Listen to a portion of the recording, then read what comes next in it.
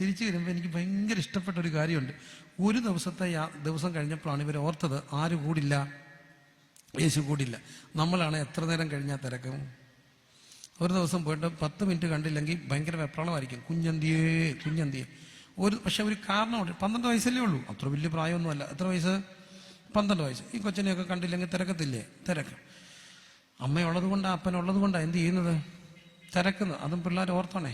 ഇച്ചിരി താമസിക്കുമ്പോഴത്തേന് വെപ്രാളം പഠിച്ചാൽ ഞാൻ എന്നാ കൊച്ചാണോ, എന്നെ പേടിക്കാൻ എന്നൊക്കെ കൊച്ചു ചോദിക്കും. പക്ഷേ ഇച്ചിരി കഴിഞ്ഞാൽ ഓർത്തോളം ഈ അപ്പനും അമ്മയും ഇല്ലെങ്കിൽ ആരെങ്കിലും തിരക്കുവോ?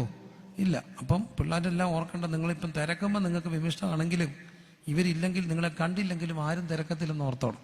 അപ്പം തിരക്കാനുള്ളത് ആരുള്ളത് കൊണ്ടാണ്?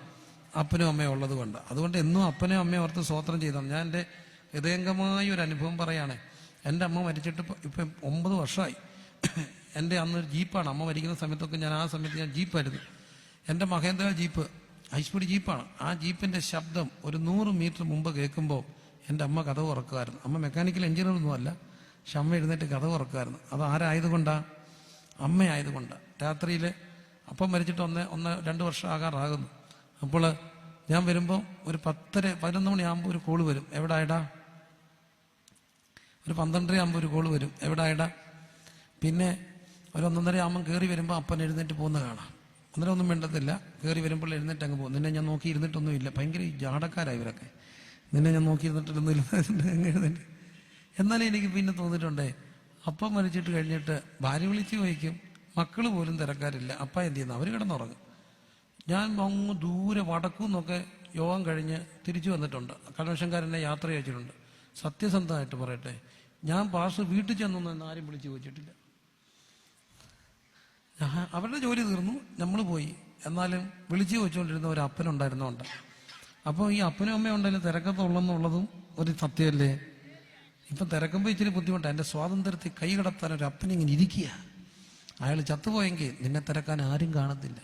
ആ അമ്മ മരിച്ചു പോയ പെങ്കൊച്ച നിന്നെ നോക്കി ആരും ടെൻഷൻ അടിക്കത്തില്ല.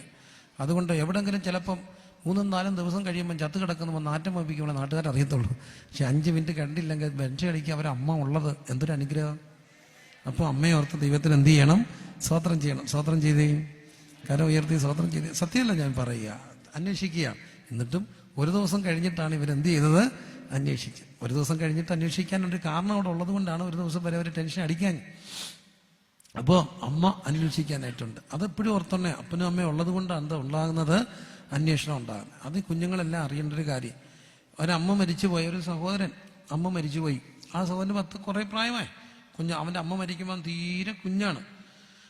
അപ്പോൾ അവന് പെട്ടെന്നൊരു ബുദ്ധിമുട്ടുണ്ടായി, പെട്ടെന്നൊരു ശാരീരിക പ്രയാസം. അപ്പം ഞാൻ അതുവഴി വന്നപ്പോൾ എൻ്റെ കയ്യിൽ ആംബുലൻസ് ഉണ്ട്, ഞങ്ങൾക്ക് ആംബുലൻസ് സർവീസ് ഉണ്ട്. അപ്പോൾ ഞാൻ പെട്ടെന്ന് എനിക്ക് ആംബുലൻസ് ഈ കുഞ്ഞിനെയും കെട്ടിക്കൊണ്ട് ഹോസ്പിറ്റലിൽ കൊണ്ടുവന്നു. എൻ്റെ കൂട്ടത്തിൽ ഒരു സഹോദരനുണ്ട്. കൊണ്ടുവന്ന് ആശുപത്രിയിൽ അഡ്മിറ്റ് ചെയ്തിട്ട് പുറത്ത് നിൽക്കുക. അപ്പം ഈ അമ്മ മരിച്ചുപോയ കുഞ്ഞാന്ന് ഞങ്ങൾക്ക് അറിയാം. കുഞ്ഞെന്ന് പറഞ്ഞാൽ അവനൊന്നും കുഞ്ഞല്ല, വലിയ കുഞ്ഞ, 10-30 കല്യാണമൊക്കെ കഴിച്ച കൊച്ച.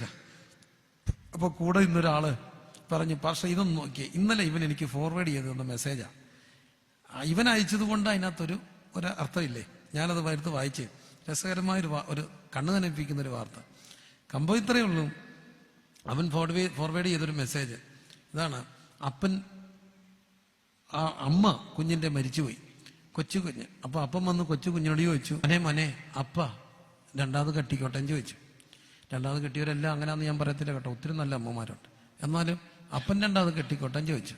അപ്പോൾ അവൻ പറഞ്ഞു, അമ്മയ്ക്ക് അപ്പനെ ഇഷ്ടമാണ്, കെട്ടിക്കൊള്ളാൻ പറഞ്ഞു. അങ്ങനെ അവൻ അപ്പൻ 2ാമത് കെട്ടി. കുറേ നാൾ കഴിഞ്ഞു കൊച്ചൻ വലുതായി. അപ്പോൾ അപ്പനൊരു ദിവസം മോനെ വിളിച്ച് ചോദിച്ചു, മോനെ ഇപ്പോഴത്തെ മമ്മി എങ്ങനെയുണ്ട് മോനെന്ന് ചോദിച്ചു. അവൻ പറഞ്ഞു, ഇപ്പോഴത്തെ മമ്മി നല്ല മമ്മിയാ അപ്പ. ഇപ്പോഴത്തെ മമ്മി കള്ളം ഒന്നും പറയത്തില്ല, സത്യമേ പറയത്തുള്ളൂ. അതെന്നടാ മക്കളെ അങ്ങനെ പറയുന്നു? അപ്പോൾ അവൻ പറഞ്ഞു, എൻ്റെ സ്വന്തം അമ്മ കള്ളം പറയായിരുന്നു. അതെന്നെ മക്കളെ, അമ്മ എന്നെ വഴക്ക് പറയും. അമ്മ എന്നെ, ഞാൻ കുറിച്ചത് കാണിക്കുമ്പോൾ അമ്മ എന്നെ അടിച്ചിട്ട് പറയും, പന്നച്ചക്ക നിനക്കിനി ഞാൻ ചോറ് തരത്തില്ലെന്ന് പറയും. ഇച്ചിരി കഴിയുമ്പോൾ അമ്മ ചോറും കൊണ്ടുവരും. കഴിക്കടാ, വിളിക്കടാ. കള്ളം പറയായിരുന്നു, ചോറ് തരത്തില്ലെന്ന് പറഞ്ഞിട്ട് ഇച്ചിരി കഴിയുമ്പോൾ പുറകെ എന്തും കൊണ്ട് വരും? ചോറും കൊണ്ട് വരും. ഇപ്പോഴത്തെ അമ്മ സത്യമാണ്. ഞാനൊരു പ്രശ്നം ഉണ്ടാക്കിയ അമ്മ പറഞ്ഞു, നിനക്ക് ചോറ് തരത്തില്ല. 3 ദിവസം കഴിഞ്ഞു. സത്യമായിരുന്നു. ഇതുവരെ എന്ത് തന്നില്ല? ചോറ് തന്നില്ല. വ്യത്യാസം മനസ്സിലായില്ല? ഉണ്ട്. അതാണ് കുഴപ്പം. അതുകൊണ്ട് എല്ലാ മക്കളും കുറച്ചുകൂടെ അപ്പനെയും അമ്മയും കാണാൻ കഴിയണം. സ്തോത്രം ചെയ്തേ. വേണ്ടേ? എന്നും അപ്പനെ അമ്മയെ ഓർക്കണം. കാരണം അവരില്ലെങ്കിൽ പിന്നെ കാത്തിരിക്കാനൊന്നും ആരും ഇല്ലെന്നുള്ളതാണ് യാഥാർത്ഥ്യം. അവധിക്ക് വന്നാലെന്താ, വന്നില്ലെങ്കിൽ എന്താ? മനസ്സ് വല്ലാതെ വിഷമിക്കുന്ന എൻ്റെ കൂടെ പഠിച്ചൊരു പെൺകുട്ടി, ഒരു ഓർഫനായിരുന്നു, ഒരു അനാഥശാലയിലെ കുട്ടി. അപ്പം ഞങ്ങൾ പഠിച്ച ആ സംഭവത്തിൽ ഒത്തിരി ദിവസങ്ങൾ ഇങ്ങനെ അവധി, വീട്ടിൽ നിന്നൊക്കെ മാറി നിൽക്കുക. അപ്പം അവധിയെടുത്തപ്പോൾ ഇങ്ങനെ ഭയങ്കര സന്തോഷമായിട്ട് പോവുക. അപ്പം ഇവളെന്നെ കണ്ടപ്പം ചോദിച്ചു, നിനക്കെല്ലാം മുഖത്തിലുള്ള ഭയങ്കര സന്തോഷം. അപ്പം ഞാൻ പറഞ്ഞു, എന്തൊരു സന്തോഷം, നാളെ വീട്ടിൽ പോകുന്നതിൻ്റെ സന്തോഷം. അപ്പം ഇവളിങ്ങനെ വല്ലാതിരിക്കുക. അപ്പം ഞാൻ ചോദിച്ചു, നീ എന്നെ വല്ലാതിരിക്കും? അപ്പം പറഞ്ഞു, നിനക്ക് സന്തോഷം അവധിയല്ലേ, വീട്ടിൽ പോകുന്നതിൻ്റെ. നിന്നെ വീട്ടിൽ കാത്തിരിക്കാൻ ആളുണ്ടല്ലോ, നിനക്ക് സന്തോഷം. നിനക്കറിയത്തില്ല ഞാൻ നാളെ എവിടെ പോകുന്നു. ഞാൻ നാളെ അവധി ഇടുമ്പോൾ എൻ്റെ അനാഥശാലയിൽ പോകും. അവിടെ ഞാൻ ചെല്ലാൻ നോക്കി വലിയ ആൾക്കാരൊക്കെ ഇരിപ്പില്ലടാ. അതുകൊണ്ട് വലിയ അർത്ഥമൊന്നും തോന്നുന്നില്ല അവധിക്ക്.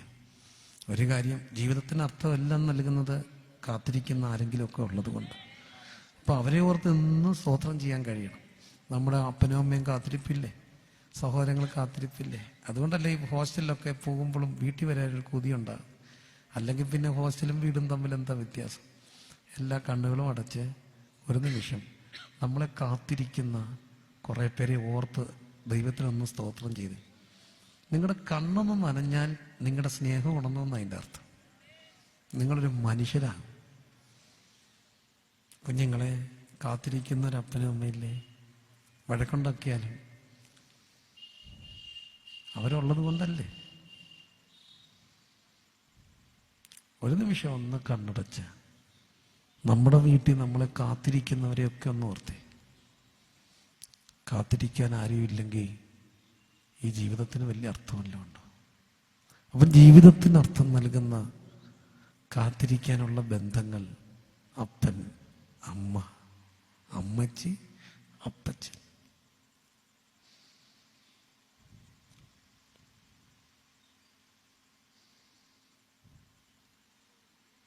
കണ്ണു നനയുന്നത് എനിക്ക് കാണാം.